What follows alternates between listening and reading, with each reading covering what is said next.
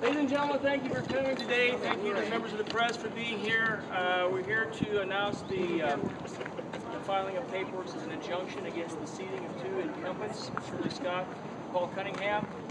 The plaintiffs in the case are candidates Kelly Lawton and Margaret Burkholder, and they will give you a statement here shortly.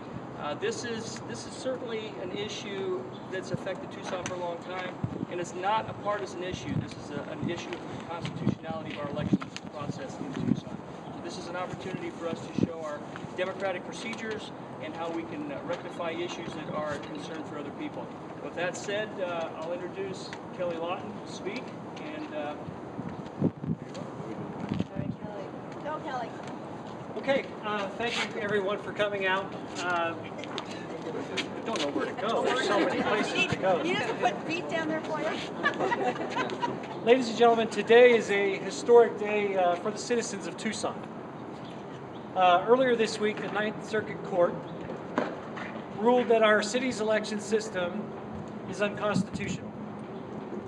The court found that the city's primary and general elections hybrid system puts our citizens at a disadvantage. This disadvantage disenfranchises voters who don't live in certain wards, thereby violating the 14th Amendment for equal protection. Our goal of filing this action today is simple. It's not a matter of winner or loser.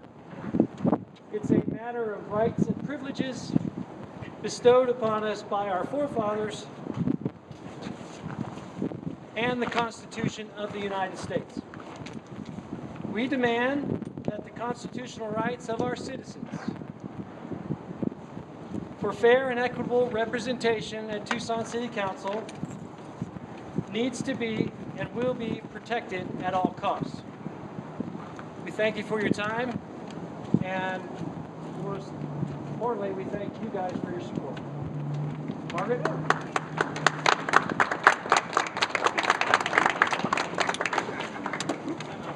Yes.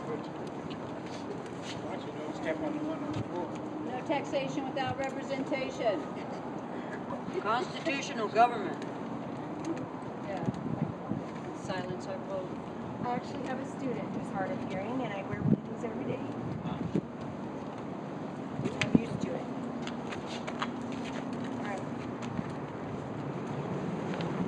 My name's Margaret Burkholder, and I made a commitment to my family, my neighbors, and my fellow Tucsonans to fight to represent their wants, their desires, and their needs in this as we make policy and direction for this city that we live in.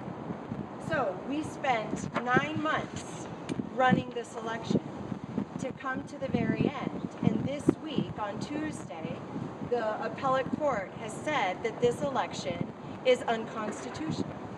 I've served on the Vail School District Governing Board for 3 terms. And at the beginning of each of those terms, I had to raise my hand and take an oath to protect this country and defend our Constitution.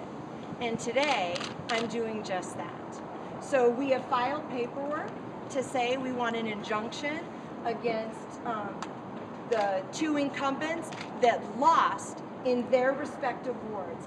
Our neighbors, our constituents wanted us to represent them. And that's what we are doing here today. We have filed these papers. And to me, it comes at a very special time. It was Veterans Day on Wednesday. And my father's a Vietnam vet. My brother and 2 sisters were veterans of the conflict in the Middle East. And there was a great quote. Every week, I'm a teacher, everybody knows that. Every week we have academic standards, we also have behavioral standards. And this week for Veterans Day, it was social responsibility. What is our role in society? And how do we live that? And each week I give my students a quote. And this week the quote was from John F. Kennedy.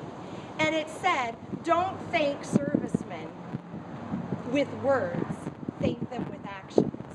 That's what I've done with my life, in serving my family, in serving my school district. Now I'm looking to serve my community. that's how I show the thanks to all the veterans and how I want to serve this community. So I look forward to seeing what the courts have to say, and it's not over till it's over. Thank you so much. Margaret, before you run away there, that this election was held 8 days prior to the decision from the Ninth Circuit, a split decision, 2-1 by the way. Yeah. But it was made after that. Do you retroactively go back? Does that make a difference to you? Some of the legal questions I'll leave to our counsel, but I would say that the hearings were held before the primaries even happened. So we know the legal system is slow moving, and I'm willing to be patient. But I also know we have lots of constituents here in Tucson that want that this has to be as much political as it is legal. And this is about representation for underrepresented voices. I don't care whose voice it is. Everyone should have a voice at the table. My community said I want Margaret to represent me, and they were vetoed by the rest of this community. Their voices were silenced. And so this court document is to represent not me, but my constituents and their voices. So what you're saying is you want ward only. You want ward only primary and ward only general. Absolutely. Right. Absolutely. And the voters have twice said, in 1990 and again in 1992, I do believe, maybe it was 91 and 93, the voters were asked this very question. They said, no, we like the system the way it is. The state of Arizona challenged in 2010 and lost. Sure. Yeah. So yes, but this has been ruled by a federal court that our system is unconstitutional. We have to fix the way we vote in Tucson. But this is only one step in the process. It's not the entire process. The city of Tucson next week will go ahead and petition the court, and it will be heard by the 11 members. Wouldn't it be better to wait until the court made a definitive ruling, and then the city can go to the U.S. Supreme Court after that? So this is far from over. And Absolutely. You just said. Which is why one of the promises I made in this election is that I would be a courageous leader. One of the promises Kelly made was that he was going to be a proactive leader. So, to that point, we are going to move forward now. This needs to be handled quickly because I feel every decision that is made in this unconstitutional election, every motion that's made, every vote that's cast is unconstitutional. This has to be taken care of before December 10th. And I apologize, I'm not very patient. You guys didn't hand out a copy of your court filing, so we haven't seen that. What specific legal basis are you making this challenge on? It's right here, and again, the legal stuff we're going to leave to our attorney, but I'm happy to leave you guys a copy. Are you basing this on the decision that was released by the Ninth Circuit? Absolutely. The decision by the Ninth Circuit said that we can't have it both ways. We can't have ward-only primaries and a general election that's citywide. Yep. You guys were just nominated in a ward-only primary and voted on in a citywide election. Which one of those elections is not good?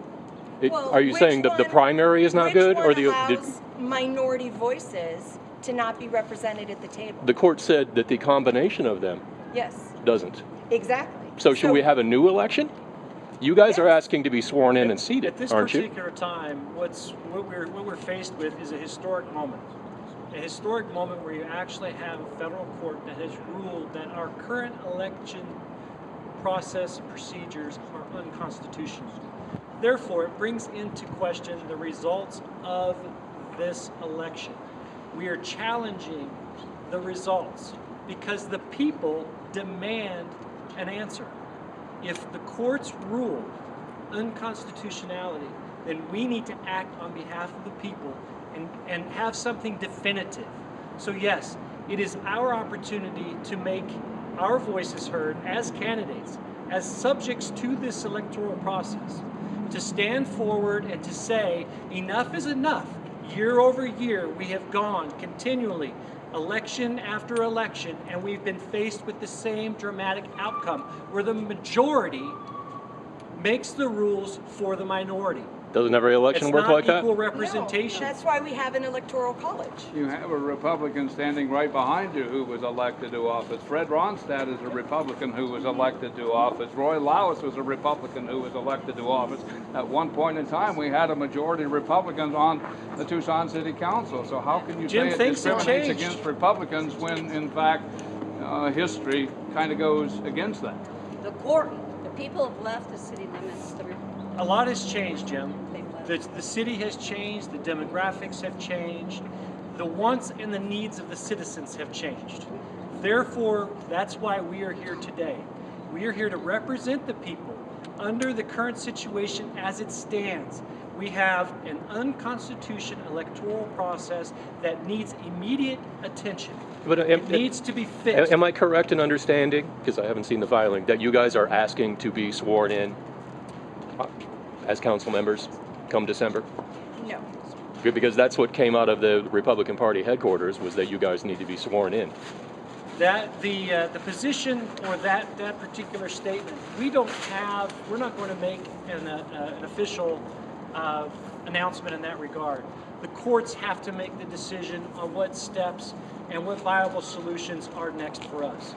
We feel that it's necessary to bring this action to the city at this particular time because it's historic. It needs to be addressed, and we need closure. Well, what the Ninth Circuit said this week was that the case that was filed by your allies needs to go back here to Tucson, to district court, to be worked out what'll happen in the future. The people that brought that case explicitly said that they were not asking for anything to be done with regard to this election. Okay, I'm not familiar with what they had asked. If I may, one of the things that in the minutia that people want to get themselves lost in with this, there is one fundamental thing, and both Kelly and Margaret have touched on it.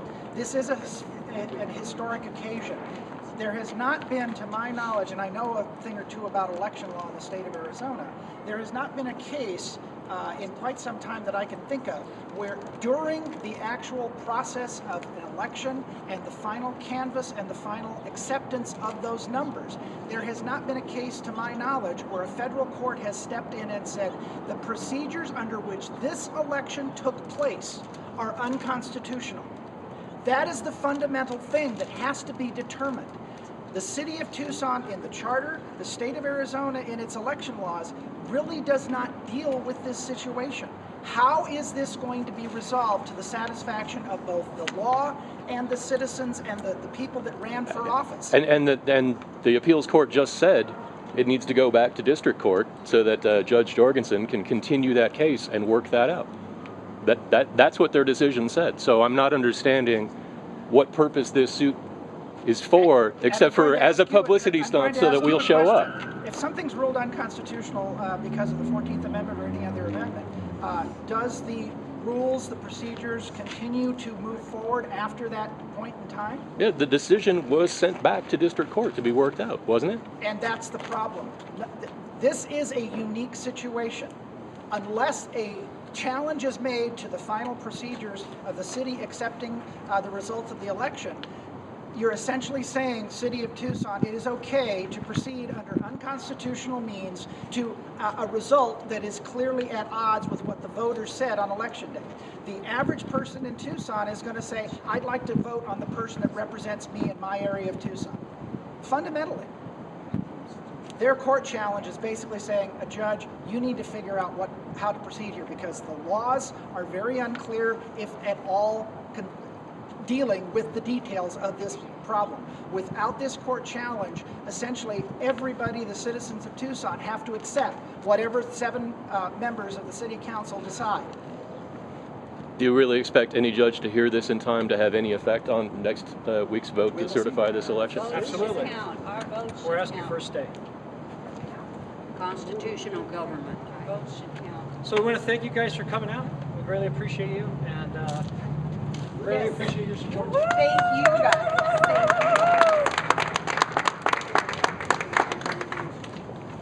I've got one copy. You guys are welcome.